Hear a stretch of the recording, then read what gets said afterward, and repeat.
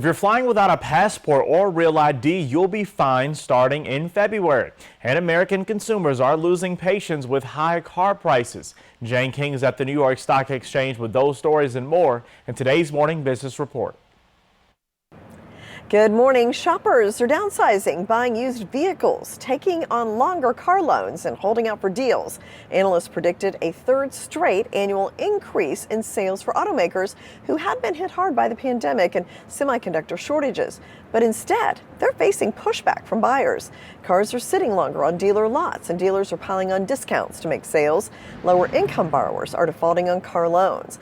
Also tightening belts, Gen Z. Gen Z shoppers recently said they expected to cut holiday spending by an average of 34%, sharply more than other age groups, according to a Deloitte survey. College-educated 20-somethings, the kind of young consumers that typically have the most spending power, are taking a particular hit.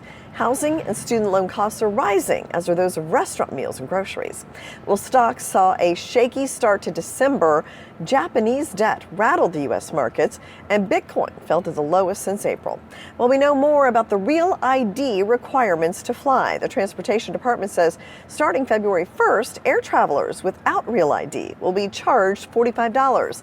Passengers will be able to fill out the form and pay the fee online through pay.gov before going to the airport, or they can do so at the airport through a different line. The law was signed in 2005.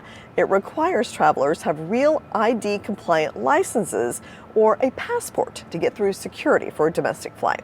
And Warner Brothers Discovery was fielding a second round of bids, including a mostly cash offer from Netflix. Paramount and Comcast also worked over Thanksgiving weekend preparing their new round of offers. While Netflix's offer is all cash, Paramount is the only bidder that wants Warner Brothers cable channels. That includes CNN, TNT, and the Discovery Channel. From the New York Stock Exchange, I'm Jane King with your Morning Business Report.